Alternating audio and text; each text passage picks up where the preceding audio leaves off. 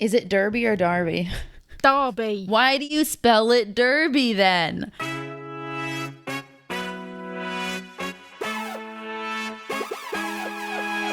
Hello, everybody, and welcome to the Women's Soccer Show. I'm Sarah. And I'm Ali. And we have a great episode today as we approach the end of the WSL season. The NWSL season is approaching mid-season madness, and we have a lot of games to talk about. There were a lot of what you could call upsets this past weekend that we're going to get straight into. But as always, we got to kick it off with the game of the week. And if you can't guess already what the game of the week is, it's got to be the Manchester Derby. Let's do it. What a game. What a derby. Like, it did not disappoint. This game had everything. It had a red card. It had late winners. It had some very questionable officiating. Wait, hold on. I didn't think that the officiating was very questionable. I knew that we were going to get into this. I was watching the game and I was like, you know what? I think the ref's done a great job. And then my next thought was, I bet you Ali disagrees. No, to be fair, the ref had a great game, but there was one that was a clear penalty for Man City. A clear penalty, and she just waved it off. I think the most important one that we need to talk about, though, is that red card, which caught me completely by surprise. You know what we haven't even said? I'm so sorry. We kicked off, we just jumped right in, Ali. The Manchester Derby that United won 2-1 in stoppage time, to say the least, after dominating the game, conceding a goal to City, who equalized, and then boom, in stoppage time, Lucia Garcia. What a game. And we're going to dive into the nitty-gritties of each team as we always do, and of the full game. But let's continue on this. We're on the referee and the penalty conversation, so let's just keep going here. Red card on a goalkeeper. How often do you see that? You don't very often, and normally it's for handling the ball outside the area. That's normally what they get a red card for. Like, I've seen it. I think Grace Maloney got one for a tackle on a Chelsea player, and I'm sure our listeners can tell me which player it was. I think it was Kerr, but I'm not 100%. But I know that Maloney at Reading got a red card last season for a very similar challenge, coming straight out to try and stop a clear goal. And that's what this was. Like, you can't argue that red. Oh, you can't argue that red at all. No, you cannot. Last defender didn't get the ball, came in late. It is a clear-cut red card. And as a neutral watching this game, that is all the excitement I needed. I was screaming, just like I was losing my mind at the TV, because like that is a derby. Like, let's just go at it. This is all to say, then obviously City go down to 10 players for the entirety of the second half. This was right at the end of the first half. I guess let's come on to City, because we're already right here. I honestly thought they played better with 10 players than they played with 11. I'm not going to lie. They did, but for me, I'm like, Taylor, why are you taking off a defender? Why are you taking off a defender for your goalkeeper? I get it. It's not an ideal situation. Your keeper has done something stupid, and you are going to have to sub somebody off to make way for your keeper. Fine. But Man United have been battering you all half. Like, Man City didn't get a single, moment in that game. I think there was one Hemp moment, and that was about it in that game. Why are you taking off the one piece that is keeping you at a winnable scoreline for being only 1-0 down? I don't understand. The only thing I can think is that Arsenal right now sit 3 points ahead of them, and they need the Champions League spot, and they know they don't have Arsenal on the goal differential, so they need to get them on the points. So this was a do or die situation for City in terms of the Champions League. So why not? That actually, I was surprised by, but I appreciated it, and I agree with it, honestly. And why not? I would have taken a midfielder off. I would have just taken a midfielder off. You know, you've still got your firepower up front. You've got your 4 defenders at the back. I just would have taken a midfielder off. I just think taking off, or maybe make the quick call because it's right by half time, and then rejig your formation at the half time. And he didn't really. And yeah, I was a bit like, your tactics are woeful. I mean, as a coach, I would have just let it go till halftime, but I actually thought he made the right call. And frankly, it turned out well for them. I thought they played a much better second half than they had played in the first half. And part of that, we got to give credit to United, but we'll come on to them. So let's stay on City here. What was your take on City altogether? Poor. It's the honest answer. I think Man City came into that game with a loser's attitude. They really didn't fight for it until maybe the second half. Like you said, they had a better thing. But that first half, and I don't know if it was because of Ladd's goal coming so quickly that took the wind out of their sails, but they were not creating chances. They were making sloppy decisions, returns of defence and tackles and tactics and things like that. They just came in a defeated team, and it's like, guys, you still have Champions League to play for. Yes, you can't win the title, but you've still got that streak of European football to keep up, and they just look like they can be bothered. Yeah. Until the second half, I would kind of agree with that. They came out on the back heel. I think you're right in terms of the mentality that, Ladd scored in the second minute. They went down in the second minute of the derby, playing away, playing at Manchester United. And it absolutely took the wind out of their sails. I think that that's a great way to phrase it. I thought that Lauren Hemp was pretty much rendered obsolete on the wing. She wasn't the Lauren Hemp that I think we've seen over the years. I thought Chloe Kelly was really rendered pretty useless out there. And so really the opportunities came a little bit from Hemp and also primarily from Shaw, who in the second half, you saw her working all the way back into their own half just to get the ball. Same with Lauren Hemp. I'll give her a lot of praise on the defensive end. There was one where, there was just one play there where Lauren Hemp was battling it out and she was making the deepest run into her own defensive half, all the way to her own touchline. So I'll give her so much credit on the defensive end. But individually, it's funny to me because individually I felt like I saw the fire. They were all fighting and battling so hard on the field. But collectively as a team, they were just really caught off in that first half. Yeah, exactly. So again, and we've said it so many times before that, it takes 11 players to win a match, and it doesn't matter how individually you guys are doing. And it just felt really off with Man City. I don't know what it was, but it just felt really off. Yeah, but we have to say now, let's talk about the second half and how this momentum started to shift.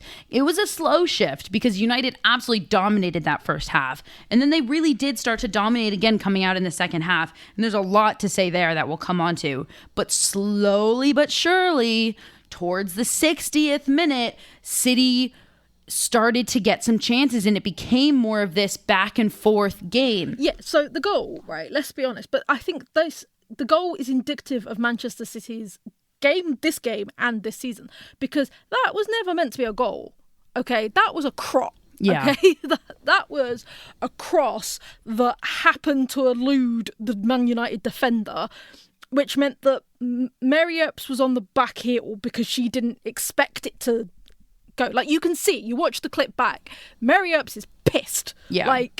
She got caught. She got caught. You can see the swear word coming out of her mouth. It doesn't take a lit reader to see what she actually said. But she got caught out. And that's, for me, sums up Man City's performance in this game and their season, which is they rode their luck and they got something from it. I'm going to give them a little more credit than that because I thought that Mary Earps came up really big in this game, as she has all season.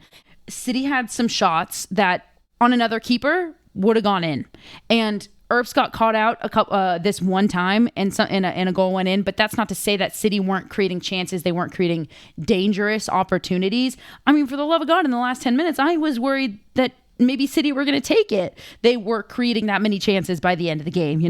Once they got that momentum, that fire ignited again, and you could see the belief of oh, look at us, we can do this. But it was a little too late. It absolutely was a little too late. I guess the final piece that I'll say on City is that credit where credit is due in terms of a team playing down for 45 minutes.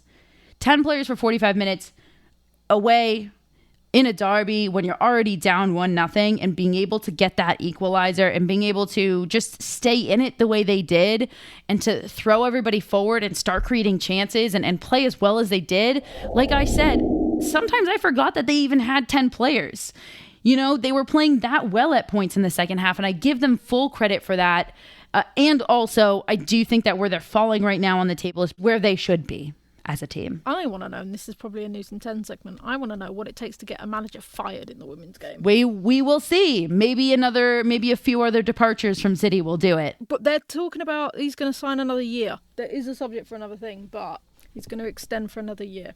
That's absurd. Everybody who listens to this podcast on a regular basis knows how we feel about Gareth Taylor. He needs to be out. City could be doing so much better, and they'd be getting so many more players that we all want to watch to play for City if he was gone. But before we move on to from City, I do want to sing Bunny Shaw's praises just because I feel like that needs to be done.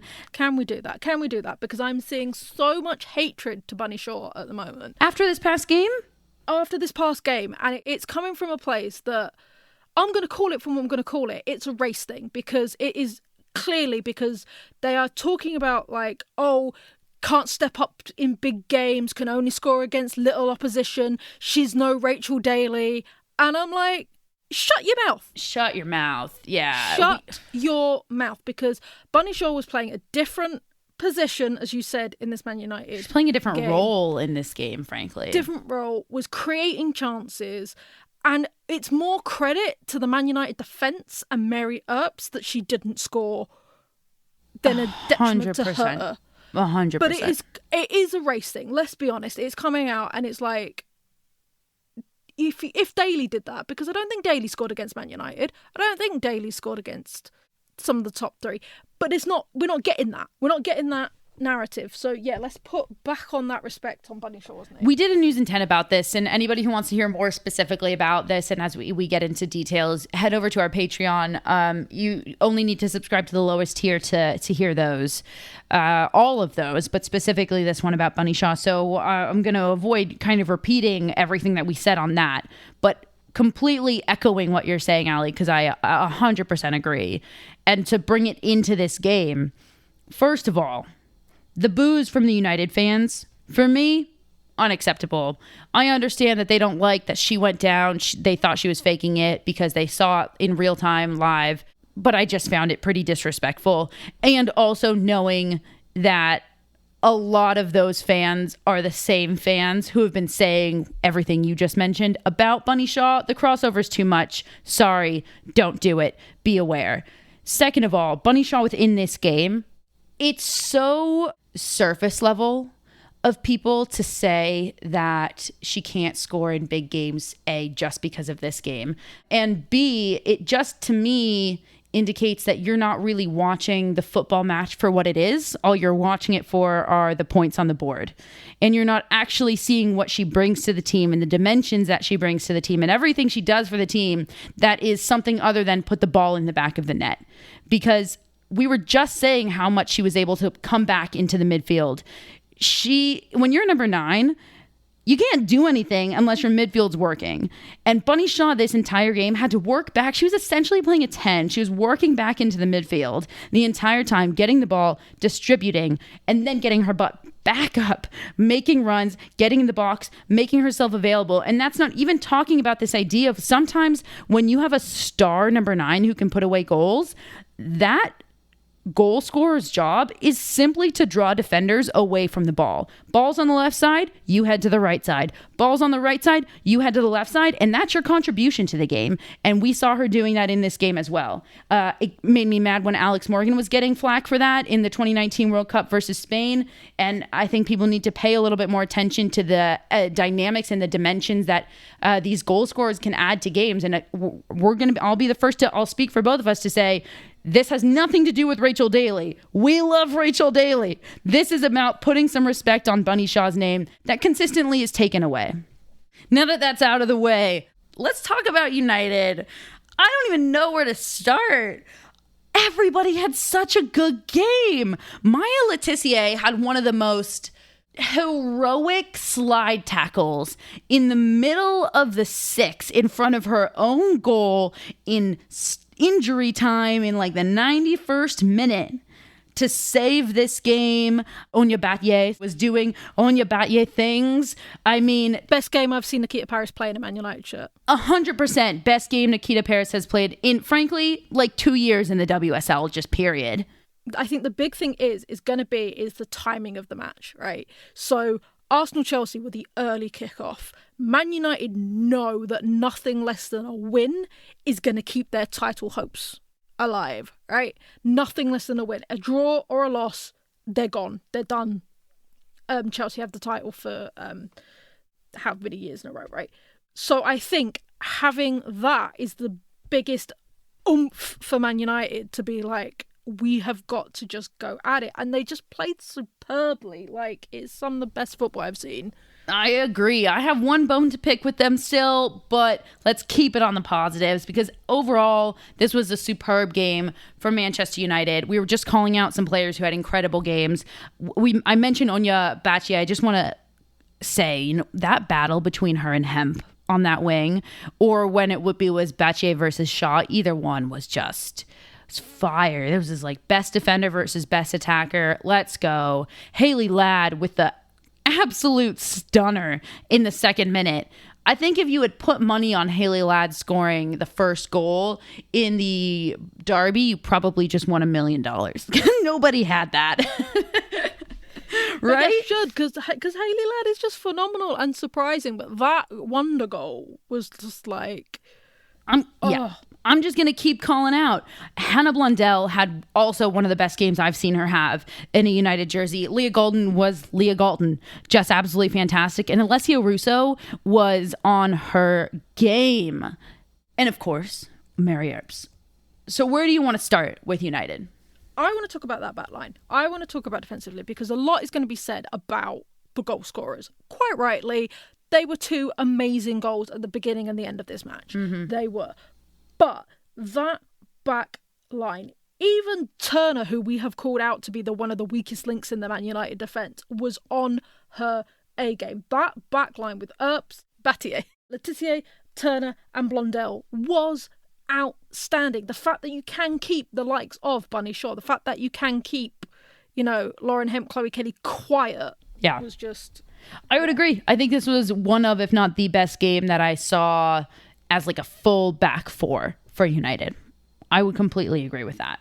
Now, Hayley Ladd with the absolute stunner to go up. And I have to just bring up the fact that I think, look, Man United played incredible. They played a great game. The only thing that they did wrong is something that now we're seeing a pattern. In the FA Cup final versus Chelsea, they came out hard. They came out strong. They put one away in the first minute. It got called back. But that's how hard they came out, right? And they did the same thing here. And again, both games, it's like a parallel. They came out so strong and they put so much pressure on, but one goal to show for it at halftime. And the difference here is that Chelsea's a good enough team to make them pay for it. And you know what? City did too. United were just able to crawl back. So that's my only bone to pick with United, though, is that it's a trend in the team that they come out hard, but they have very little to show for it goal-wise. And a better team like Chelsea, and if we were talking Champions League, later on in the Champions League, better teams will punish them for it. We saw it in the FA Cup. That's what will happen. Absolutely. Let's talk about Garcia's goal quickly. Oh my God, what a moment. Rips off the shirt. Phenomenal. Like, obviously, it was a love letter to her Spanish teammate who has unfortunately done their ACL in. So, yet another one. So that's what that love letter was. But that, like, you felt the whole place erupt when that goal went in. It was a thing of beauty. That was a special moment. I don't have any other words other than that was the Derby game winner in front of a home crowd. She got subbed on in the 80th minute? Something 75th. Like, yeah, very little time underneath her. And I mean, look, Alessia Russo, who had just played an incredible game, was taken off the field. And Rachel Williams comes on, and then Lucia Garcia and Martha Thomas comes on. And right as all of these subs are coming on, it's right after City had scored and the wind had been taken out a little bit of the United fans. And I think everybody was thinking like, we should have Russo. We should have Russo on the field. She's not here. And then boom, Lucia Garcia. And I think we need to talk about how great these subs have been for United, specifically Rachel Williams and Lucia Garcia. And that's no disrespect to Martha Thomas or Vilda Borisa, but I think these two specifically, especially in terms of goal scoring, have been key. Williams brings for me that experienced head that we've wanted into, and every team's got them. Every team's got that one, like, really experienced player that just comes on, and Williams is still producing, is still popping up and scoring goals in really important moments for Man United. And I know for a fact that when she went to Man United, there was a lot of people being like, what? Like, what is Skinner playing at? Why is he bringing his old friend? And I'm hoping now that she is as beloved over there as she should be, because she's been one of their most crucial players this season. What a derby. United, congratulations. We now are heading in to the final weekend of the WSL. It all hangs in the balance here. United are going to Liverpool. Chelsea are going to Reading. Those two games. And that's the big game. That's the big game. That's the big game because it matters so much for both teams. But these games happen at the same time. These games are kicking off at the exact same time, as they all are, because it's the last game of the season. That's what we do last game of the season. It's the smart thing to do. And for the Champions League spot, Aston Villa are headed to Arsenal. Arsenal have essentially secured this third and final Champions League spot. The only thing that could potentially grab it for City is if City take the win and Arsenal take the loss, and City are able to win by 11-0. Yep, they've got to score 11 goals and concede nothing. So basically, essentially, Arsenal, you've got Champions League next year. Yep. And for City's last game, they will play at home against Everton. Let's go around the world, around the world. Over to Germany, and Bayern Munich have missed out on clinching the title this weekend with a scoreless draw against Bayer Leverkusen. Wolfsburg squeaked a win against Meppen to take the title race down to the final day. Over to Scotland. Scotland has a new champion. Glasgow City beat Rangers 1-0 in the dying moments of extra time. This is the girls in orange 16th title in their history. Runners-up Celtic and Rangers can still win silverware as both face each other in the Scottish Cup final. To France, Lyon beat PSG this weekend, making them the French champions. In a close game with just one goal in it, they go 6 points clear into the final week. What is undecided, however, is the third Champions League spot. Paris FC, Montpellier and Fleury 91 could all take it this weekend. And finally, over to Spain. All good things must come to an end, and in this case, it is Barcelona's unbeaten streak. You heard me right. A shocking loss to the fifth-placed Madrid this weekend saw the Catalonian team go down 2-1. The Spanish Champions League spots, however, are solidified, and it will be Barcelona, Real Madrid, and Levante going forth in the great European competition. Have you checked out Total Football Analysis yet? TotalFootballAnalysis.com provides researched analysis on loads of football games, including women's football. Want to know why Miedemar scores so many goals? Do you want to explore how City have turned it around this season? Head over to TotalFootballAnalysis.com and sign up to learn more about the beautiful game. We have a special discount for listeners of the Women's Soccer Show. At checkout, type WOSO10 to get a full year for €10. That's €40 off the yearly subscription. Head over to TotalFootballAnalysis.com and type WOSO10 at checkout. Over to the States now with the NWSL. It was a crazy weekend in terms of results, I have to say. There were some shockers in there. Give me your most surprising and your least surprising scoreline. Oh, okay. So I think it has to be probably Orlando Pride beating Washington Spirit as my most surprising. It was that, or it was Gotham absolutely battering OL Reign. Least surprising for me is probably San Diego beating Houston. Really? Yeah, just the way that Stoney's managing now. I was like, yeah, no, That makes That sense. one was a surprise for me because Houston has been on a scoring streak and they've been really starting to gel as a team. So look, the Wave had a great back line but for them to shut Houston out, that was a surprise to me. I'm not going to lie. Lynn Williams would certainly disagree with you about Gotham. She said after the game, it wasn't a surprise to us, which I just love that confidence coming from her. She's like bursting with confidence right now, scoring in like every single game. For me, I'm going to agree with you. Pride versus Spirit. Orlando Pride taking down Spirit. Wow.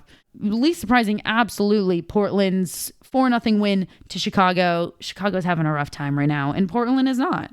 Okay, so let's talk about the shocking game, which was the Pride versus Spirit. So if I remember rightly, Spirit had gone into this game undefeated. They hadn't lost, I believe. You are correct. Within the regular season, the Spirit had not lost a game before this. They had dropped one in the Challenge Cup, but in the regular season, they had not lost a game. So they were the last one standing to, not lose a game. They dropped points, but they hadn't lost a game. And Orlando Pride have been very up and down. They seem to have been getting their groove back, but like from last season, it had been, not fantastic. So to come out with this and to beat what was the league leaders. This is so much fun because if you remember at the beginning of the season, we were talking about Orlando and I said, this is a young team and I think that they're going to surprise people. This is finally the new leaf in the Orlando Pride organization, the new leaf in the dynasty of Orlando Pride. And they are certainly building from the bottom up, from scratch. And this is about the time where these youngsters are starting to come together. And it is showing. Just some stats here, because I think that just saying that, maybe people are like, yeah, okay, we've seen these teams. The Pride conceded in this game for the first time in 3 games. This is also excluding Challenge Cup matches. The Pride have won 3 out of their last 4. And the one game they didn't win was a 0-0 draw with Gotham. So unbeaten in their last 4 games.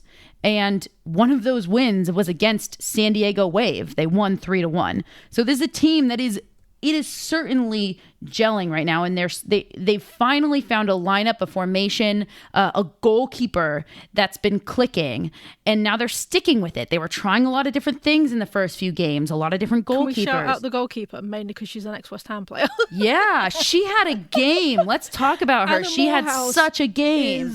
Anna Morehouse is absolutely phenomenal and played in our FA Cup final. So I have a lot of love and time for Anna Morehouse. And she went over to France for a bit after she left us and then came over to Pride and was just waiting her time. Because obviously when she came over to the Pride, the big goalkeeper was Ashlyn Harris. Mm-hmm. So you weren't overstepping Ashlyn Harris. That wasn't happening. And now has finally found her groove and is finding her place in the NWSL. And Orlando Pride, she was so good in this game. I can't even talk about it. I love that you said that because I think that she's found her spot, and I think that Orlando now finally I think this was a big game for her. I think this game solidified her spot in that back line as their starting keeper. Orlando obviously winning 2-1 against Washington Spirit and conceding, like I mentioned, for the first time in 3 games, that one goal, and that it was a bit of a goalkeeper error, but she certainly made up for it with the incredible saves for the rest of the game, which is why I say that I think this really solidified her spot. Yeah. Though it does make me laugh that you're saying, oh yeah, Orlando Pride, full of youngsters, it's all a young team. Their 2 scorers were in their 30s. Yeah. Well, Marta scored the penalty kick. I don't know, it obviously counts, but let's call out a couple of the youngsters. I specifically just want to call out Adriana, the Brazilian soccer player. She plays on the left wing for Orlando Pride. She had an incredible game up and down that left-hand side, and she's a massive contributor. That's coming in. She's 26 years old, and she's going to be huge throughout this season for them. Yeah, no, absolutely. That's the thing. They signed smart, Orlando Pride. I think we talk about drafts and transfer windows and things like that. They've signed smart this time round, and so they are picking up maybe not names that you would know, because obviously when you think of Pride you think of Marta, but it is just phenomenal, absolutely phenomenal. The thing is, this was one of Marta's first games back. She's not even at 100%, so they are they are rolling. So very quickly, another crazy one, Casey's woes keep on rolling in the fact that they lost 2-0 to Louisville. See, I don't think that these are woes at all. I really don't. The fact is, these two teams just played each other. They played each other in the Challenge Cup, and then boom, next game is this game. And Kansas City dominated Louisville in the Challenge Cup game just a week ago. And you know what? You play a team back to back, different things are going to happen. And I really don't think that this rings any alarm bells for me for Kansas City. And frankly, Racing Louisville are not to be discounted. This team is like low-key stacked, everybody. Savannah DeMello, Jalen Howell, Paige Monahan, the young Brazilian Ari Borges, and then the back line of Carson Pickett and Abby Ursig leading the team as the captain. I mean, come on. This team is low-key stacked, not to be discounted. Yeah, and they've lost 6 out of the 8 games. You're telling me that there's no, woes at Kansas City? They're literally only just above Chicago because they've managed to get 1 win. They've lost 6 games. You're telling no, Sarah. I thought, your mind, okay, you know what? I thought that they were really climbing out of their woes in their last few games. I really, I thought obviously they beat Gotham 2-0, and then they had that tough loss to Angel City 3-2. I'm just saying that for Kansas City at least, I don't think that the box scores necessarily are reflecting the amount of woes. You look at that, what you just said, their record, and it screams alarm bells. I don't think when you watch how they play, it's just one of those seasons right now where it's unlucky, but they're not a terrible team. No, they're not a terrible team, but something needs to change because they are leaking goals, Don't become the Tottenham of the NWSL, Kansas. Don't become the Tottenham of the NWSL. Okay, and finally, we've touched on it briefly, but the OL Reign versus Gotham, an absolute battering for OL Reign, 4-1. And for those who weren't watching, Gotham FC put 2 goals away in the first 15 minutes. Jenna Nightswonger, the young rookie, I've been such a fan of her. I think we're trying to not talk about Gotham so much because we talked about them so much recently, and I spent a lot of time talking about her. She got that first goal, her second ever NWSL goal. Lynn Williams put the second one away, and then just off to the races, really. Jordan Heidema for OL Reign was able to put one back at the end of the game, but it is what it is. Some blushes, but yeah. My take on this game and my take on the scoreline, frankly, is that Gotham FC had put together a team that on paper, everybody thought that they could do this. And they simply have not been playing that way this entire season. And it was really nice to see it click, finally. For Gotham, the big question now is, okay, now they played this way. We all know that they can be the team that we thought they were going to be. Can they keep it consistently, though? Can they play like that consistently? That's the question mark. And that is everything at the Women's Soccer Show. Make sure you check out our World Cup preview series, which is in partnership with Find Her Football. It drops on Patreon for the top 2 tiers. First, you get it a week early, and then we'll drop it wherever you listen to podcasts a week later. Please do check out our Patreon because we do add some insane content up there. You get uncut interviews, you get news in 10, you're getting this series early, and honestly, it costs you less than a cup of coffee a month. So please just check it out. You won't be disappointed. Mic drop. And there's going to be more World Cup specific content coming just to our Patreon this entire summer. So as Ali said, check it out. And for us here at the Women's Soccer Show, I've been Sarah. And I've been Ali. Thanks, everybody. Good night.